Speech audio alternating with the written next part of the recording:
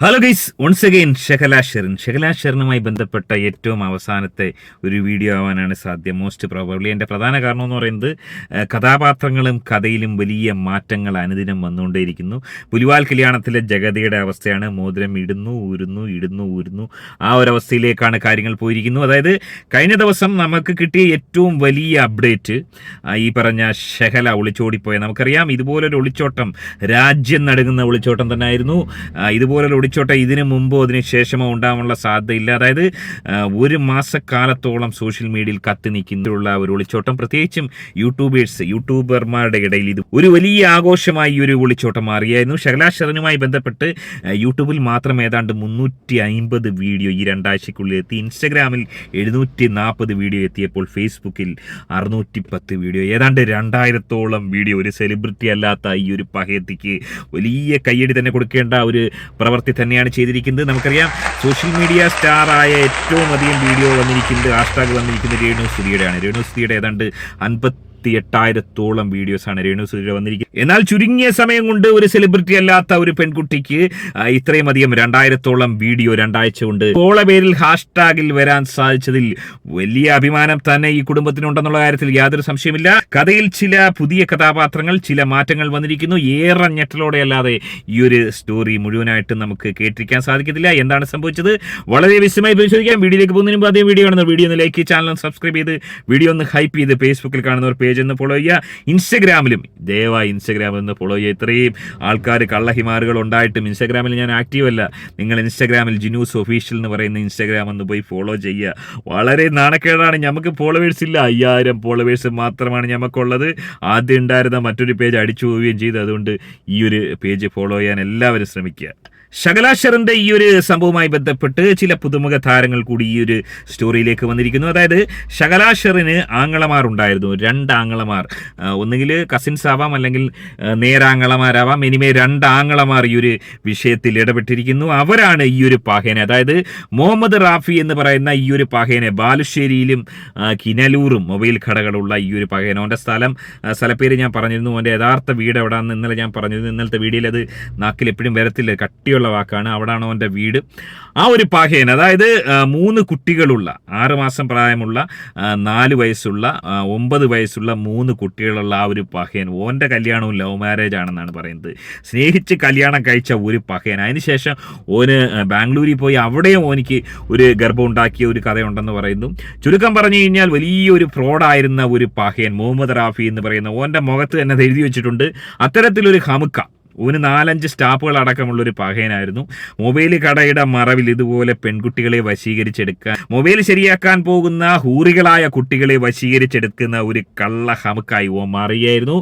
ഇവിടെ സംഭവിച്ച മറ്റൊന്നുമല്ല, സാധാരണ നിലയ്ക്ക് ജീവിച്ചിരുന്ന ഷെഹലാ ഷെറിൻ എന്ന് പറയുന്ന ഈ ഒരു മൊഞ്ചത്തിയായ ഈ ഒരു പെൺകുട്ടിയെ ഓളെ കെട്ടിച്ച് ബാലുശ്ശേരിയിലേക്ക്, കിനാലൂരിലേക്ക് കെട്ടിച്ചയക്കുകയാണ്. അതായത് വളരെ സ്മാർട്ടായ കുടുംബം നോക്കുന്ന ഒരു പഹയൻ. ഓനിക്ക് ഉമ്മയും ചേച്ചിയും മാത്രമാണുള്ളത്. ചേച്ചി തൊട്ടടുത്ത് മറ്റൊരു സ്ഥലത്ത് താമസിക്കുന്നു. ഉമ്മ മാത്രമാണ് വീട്ടിലുള്ളത്. ഇതിനിടയിൽ ഉമ്മയ്ക്ക് ചില മാനസിക അസ്വാസ്ഥ്യങ്ങൾ ഉണ്ടെന്നും ചിലർ പറയുന്നുണ്ട്. അത് സ്ഥിരീകരിച്ചിട്ടില്ല.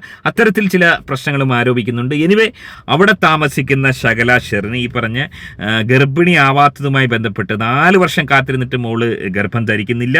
അത്തരത്തിൽ വലിയ പ്രയാസത്തിലേക്ക് കടന്നു പോകുമ്പോൾ അതുമായി ബന്ധപ്പെട്ട് ട്രീറ്റ്മെന്റിന് പോകുന്നു. ആ ഒരു ട്രീറ്റ്മെന്റിനെ തുടർന്ന് 4 വർഷത്തിന് ശേഷം ഒരു പഹയൻ ഉണ്ടാവുകയായിരുന്നു. യമാൻ എന്ന് പറയുന്ന ഒരു പഹയൻ ഈ ഒരു കുഞ്ഞു മകൻ ഉണ്ടാവുകയായിരുന്നു. അതോടുകൂടി സാമ്പത്തികമായി വലിയ ബുദ്ധിമുട്ട് അനുഭവിച്ച ഈ ഒരു പഹയൻ, ജയ്സൽ എന്ന് പറയുന്ന ഈ ഒരു പഹയൻ, ഓൻ സൗദി അറേബ്യയിലേക്ക് പോവുകയാണ്. സൗദി അറേബ്യയിൽ പോയി 2 വർഷം ഓൻ അവിടെ മാടിനെ പോലെ ഓൻ ആട് ജീവിതം നയിക്കുന്നു. അതിന്റെ ശേഷം നാട്ടിൽ വരുന്നു, കുറച്ച് കടങ്ങൾ തീർക്കുന്നു, വീണ്ടും സൗദി അറേബ്യയിലേക്ക് പോകുന്നു. അങ്ങനെ വളരെ സന്തോഷമായി മുന്നോട്ട് പോയിക്കൊണ്ടിരിക്കുന്ന ഒരു ഫാമിലിയിൽ ക്ഷണിക്കപ്പെടാതെ ഒരു അതിഥി വരികയായിരുന്നു. ആരായിരുന്നു? അതേ മുഹമ്മദ് റാഫി എന്ന് പറയുന്ന ആ ഒരു കാമക്കടുവിയായി മാറിയ ആ ഒരു പഹയൻ എത്തുകയായിരുന്നു.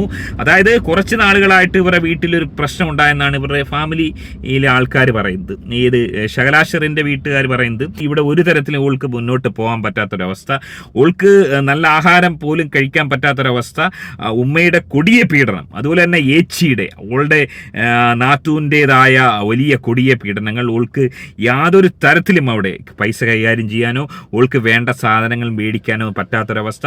അത്തരത്തിൽ പോയിക്കൊണ്ടിരുന്നപ്പോൾ ഓള് തിരിച്ച് വീട്ടിലേക്ക് വരാൻ ഓളുടെ വീട്ടുകാർ തന്നെ പറഞ്ഞു എന്നാണ് പറയുന്നത്.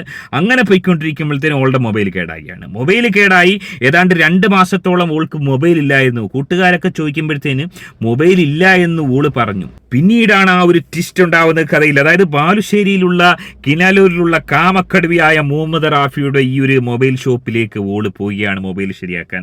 അത്തരത്തിൽ മൊബൈൽ ശരിയാക്കാൻ പോയപ്പോൾ അവിടെ വെച്ച് ഈ ഒരു കാമക്കടുവേനെ കണ്ടിട്ട് ഓള് പ്രണയത്തിലേക്ക് വഴുതി വീടിയായിരുന്നു. അതായത് എനിക്ക് തോന്നുന്നില്ല ഇത്രയും മൊഞ്ചത്തിയായ ഈ ഒരു പഹയത്തി ഓനെ കണ്ട് ഒരു പ്രണയത്തിലേക്ക് വഴുതി വീടുമെന്ന് എനിക്ക് തോന്നുന്നില്ല. ഓന് ഓളെ കണ്ടിട്ട് അതായത് വലിയ പൂതി ഉണ്ടായാണ്. ഓളുടെ മൊഞ്ച് കണ്ടു കഴിഞ്ഞാൽ ഇന്നലെ ഓള് മൊഞ്ചത്തിയാന്ന് പറഞ്ഞപ്പോൾ ഒരു താത്ത കമൻ്റ് ഇട്ടേക്കാണ്, മൊഞ്ചത്തി ആയാലും എന്താ ഓളുടെ സാമാനത്തിൽ ഗോൾഡ് ഉണ്ടാവുമെന്ന്. എന്താ താത്ത നിങ്ങളീ പറയുന്നത്? അതൊന്നും ഞമ്മക്കറിയത്തില്ല, നമ്മൾ നോക്കിയിട്ടില്ല. മൊഞ്ചത്തി ആണോ എന്ന് ചോദിച്ചു കഴിഞ്ഞാൽ ഓള് 100% മൊഞ്ചത്തിയാണെന്നാണ് പല ആളുകളും നമ്മുടെ വീഡിയോയുടെ താഴെ കമൻറ്റ് വന്നിരിക്കുന്നത്. എനിവേ ഓളുടെ മൊഞ്ച് കണ്ട് ഈ ഒരു പാഹയൻ വീഴുകയാണ്. അതിനുശേഷം ആ ഒരു പാഹയൻ ഓൻ്റെ വീടരെ മറക്കുകയാണ്. ഓൻ്റെ വീടരെ മറക്കുന്നു, ഓൻ്റെ കുട്ടികളെ മറക്കുന്നു, ഓൻ്റെ വാപ്പയെ മറക്കുന്നു, ഓൻ്റെ ഉമ്മയെ മറക്കുന്നു.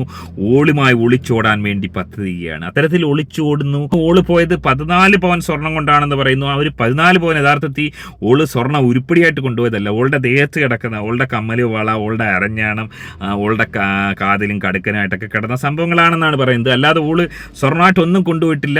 അതൊക്കെ ഓൾക്ക് ഈ പറഞ്ഞ കണക്ക് ഓളുടെ വീട്ടിൽ നിന്ന് കൊടുത്ത സംഭവങ്ങളാണ്, അല്ലാണ്ട് ജെയ്സിൽ വാങ്ങിക്കൊടുത്തതല്ല എന്നാണ് കുടുംബത്തിൻ്റെ അവകാശവാദം. എനിവേ അത്തരത്തിൽ ഒളിച്ചോടാൻ സാധ്യതയുണ്ടെന്നുള്ള കാര്യം ഒരു കുട്ടിക്കും അറിയത്തില്ലായിരുന്നു. ആ നാട്ടിൽ ആർക്കും ഈ ഒരു പ്രണയം, അതായത് കാഞ്ചനമാല മൊയ്തീൻ പോലെയുള്ളൊരു വിശുദ്ധമായൊരു പ്രണയം നടക്കുന്നുണ്ടെന്നുള്ള കാര്യം ഒരു മനുഷ്യനും അറിയത്തില്ലായിരുന്നു. അത്തരത്തിൽ ഒളിച്ചോടിയതിന് ശേഷം ഈ പറഞ്ഞ 5 ദിവസം ഒളിവിൽ കഴിയുന്നു. അവിടെയാണ് വീണ്ടും ടെസ്റ്റ് ഉണ്ടാവുന്നത്.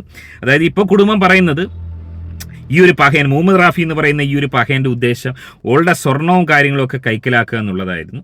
ഇവർ തമ്മിൽ റിലേഷൻ തുടങ്ങിയിട്ട് ഒരുപാട് കാലമായിരിക്കാം. അപ്പം പിന്നീട് ഉദ്ദേശം ഓളെ കൊണ്ടുപോയതിന് ശേഷം സ്വർണ്ണങ്ങളൊക്കെ കൈക്കലാക്കിയതിന് ശേഷം താൽക്കാലികമായിട്ടുള്ളൊരു സാമ്പത്തിക ആശ്വാസം ഓനും കടപ്പെട്ടിരിക്കുകയാണെന്ന് പറയുന്നു. അത്തരത്തിൽ ഈ പറഞ്ഞ ഷൊർണൂറോ വാളയാറിലോ ഒക്കെ താമസിക്കുന്ന സമയത്ത് ഹോട്ടലിൽ വെച്ചിട്ടും ഇവർ തങ്ങളിൽ വലിയ വിഷയങ്ങളുണ്ടാകുന്നു. സ്വർണം പണയം വെക്കാൻ പറഞ്ഞു എന്നാണ് ആരോപിക്കുന്നത്. അതിനെ തുടർന്ന് ഇവർ ഇടയുന്നു, കൊച്ചിനെ തല്ലാൻ വേണ്ടി ഓങ്ങിയെന്നൊക്കെയാണ് പറയുന്നത്. അതായത് ആ ഒരു യാഥാർത്ഥ്യം തിരിച്ചറിഞ്ഞ് ശകലയുടെ ചങ്ക് തകരുകയാണ്. അതായത് താൻ ഒളിച്ചോടി വന്നിരിക്കുന്നത് ഒരു ക്രൂരനായ, അതായത് സമ്പത്ത് മാത്രം ലക്ഷ്യം കാണുന്ന, അല്ലെങ്കിൽ തൻ്റെ ശരീരം മാത്രം മോഹിച്ച ഒരു പഹയൻ, സമ്പത്ത് മാത്രം ലക്ഷ്യമിട്ട് തന്നെ സ്നേഹം നടിച്ച് കളിപ്പിച്ച ഒരു പഹയനാണ് താൻ ഏറെ സ്നേഹിച്ച തൻ്റെ മുഹമ്മദ് റാഫിക്ക് എന്ന് ഓളി തിരിച്ചറിയുകയായിരുന്നു. ആ ഒരു അവസരത്തിലാണ് അന്വേഷണവുമായി ബന്ധപ്പെട്ട് ഇവരുടെ കുടുംബം, അതായത് വാളയാറിൽ നിന്ന് ഓലെ പൊക്കിയത് കുടുംബമാണെന്നാണ് പറയുന്നത്. ആങ്ങളമാർ അടക്കം ചെന്ന്, ഒരുപക്ഷെ പോലീസ് ഇവരെ ഇവിടെ പിടിച്ചതിന് ശേഷം ആങ്ങളമാർ ചെന്നതായിരിക്കാം. എനിവേ ആങ്ങളമാർ കൈകാര്യം ചെയ്തു എന്ന് പറയുന്നത് ഏറെക്കുറെ ഉറപ്പിക്കാം. ഈ ആങ്ങളമാർ പോയിട്ട് ഈ മുഹമ്മദ് റാഫി എന്ന് പറയുന്ന പഹയനെ ഓനെ പഞ്ഞി കിട്ടെന്നാണ് പറയുന്നത്. അതിൻ്റെ ശേഷം ബാലുശ്ശേരി പോലീസ് സ്റ്റേഷനിൽ കൊണ്ടുവന്നപ്പോൾ ഓള് പറയുകയാണ്, എനിക്കിനി റാഫിക്കൻ്റെ ഒപ്പരം പോണ്ട. ഓൾക്കിനിയിപ്പം പഴയ ഭർത്താവിൻ്റെ കൂടെ ജെയ്സലിൻ്റെ കൂടെ പോകാൻ ഓൻ എടുക്കുന്നില്ല എന്നുള്ള കാര്യം ഏറെക്കുറെ ഉറപ്പിച്ചു കഴിഞ്ഞു. അതുകൊണ്ട് അത്തരത്തിലൊരു ആവശ്യകത ഓൾ ഉന്നയിച്ചില്ല. അങ്ങനെ ഓള് സ്വന്തം വീട്ടുകാർ എന്തൊക്കെയായാലും തള്ളത്തിൽ സ്വന്തം വീട്ടുകാർ ഇപ്പോഴും ഓളുടെ ഒരു സ്റ്റാൻഡിനെ കുറിച്ച്, അതായത് ആ ഒരു കുടുംബ പ്രശ്നത്തിൽ അവർ ഓൾക്ക് സപ്പോർട്ടാണ്. ഈ ഒരു പഹയൻ്റെ ഒപ്പരം പോയതിൽ അവർക്ക് ചെറിയ മനോവിഷമം ഉണ്ടെന്നുള്ളതല്ലാതെ ഈ ഒരു ബന്ധം തകർന്നതിൽ വലിയ വിഷയമൊന്നും ഇല്ല എന്നാണ് മനസ്സിലാക്കാൻ സാധിക്കുന്നത്. എനിവേ ശകലാശർ എന്ന് പറയുന്ന ഈ ഒരു മൊഞ്ചത്തിയായ ഈ ഒരു പെൺകുട്ടി ഓളുടെ വീട്ടിലേക്കാണ് പോയിരിക്കുന്നത്. കുട്ടിയെ പലരും കമൻറ്റ് അടിച്ചിരിക്കുന്നു, ഓളാണ് കുട്ടിയെ കൊണ്ടുപോയെന്നല്ല, കുട്ടിയെ വിട്ടുകൊടുത്തിരിക്കുന്നത് ഈ പറഞ്ഞ വാപ്പയ്ക്കാണ്. അതിൻ്റെ കാരണം ഈ പറഞ്ഞ കുട്ടി ഒരുപക്ഷെ നിലവിൽ ഓളുടെ അടുത്ത് സേഫ് അല്ല, ഒരുപക്ഷെ സൂയിസൈഡ് അറ്റംപ്റ്റ് അങ്ങനെ എന്തെങ്കിലും ചെയ്യുക, അല്ലെങ്കിൽ മറ്റാരെങ്കിലും കൂടി ഒളിച്ചോടി പോവുക, ഈ ഒരു ക്ഷീണം മാറ്റാൻ വേണ്ടി വേറെ ഏതെങ്കിലും ഒരു പഹയൻ്റെ ഒപ്പം ഒളിച്ചോടി പോവുക, അത്തരത്തിലുള്ള ഒരു അറ്റംപ്റ്റ് ഉണ്ടാവുമെന്ന് ഭയന്നിട്ടായിരിക്കാം കുട്ടിയെ കൊടുത്തിരിക്കുന്നത് വാപ്പയുടെ കൂടെ. ഇനി ഓൾക്ക് കുട്ടിയെ കിട്ടണമെങ്കിൽ ഹേബിയസ് കോർപ്പസ് ഫയൽ ചെയ്തതിന് ശേഷം കുട്ടിയിൽ അവകാശവാദം ഉന്നയിക്കാം. എന്നാൽ പോലും കിട്ടാനുള്ള സാധ്യത വളരെ കുറവാണ്. എനിവേ ഇതാണ് ഈ ഒരു വിഷയത്തിൽ ശകലയുമായി ബന്ധപ്പെട്ട് സംഭവിച്ചിരിക്കുന്നതാണ് മനസ്സിലാക്കാൻ സാധിക്കുന്നത്. രാജ്യം നടുങ്ങുന്ന ഒരു ഒളിച്ചോട്ടം തന്നെയായി മാറിയെന്നുള്ള കാര്യത്തിൽ യാതൊരു സംശയമില്ല. എങ്ങനെയാണ് നിങ്ങൾ ഇതിനെ കാണുന്നത്? നിങ്ങളുടെ അഭിപ്രായം എന്താണ്? നിങ്ങളുടെ അഭിപ്രായം കമൻറ്റ് അറിയപ്പെടുക. ആദ്യമായിട്ട് വീഡിയോ കാണുന്ന വീഡിയോ ഒന്ന് ലൈക്ക്, ചാനൽ സബ്സ്ക്രൈബ് ചെയ്ത് വീഡിയോ ഒന്ന് ഹൈപ്പ് ചെയ്ത് കാണുക. ഇൻസ്റ്റാഗ്രാമിലും കൂടി ഫോളോ ചെയ്യാൻ വേണ്ടി ഒന്ന് ശ്രമിക്കുക. മറ്റൊരു വീഡിയോ ആയിട്ട് കാണാം. Bye bye.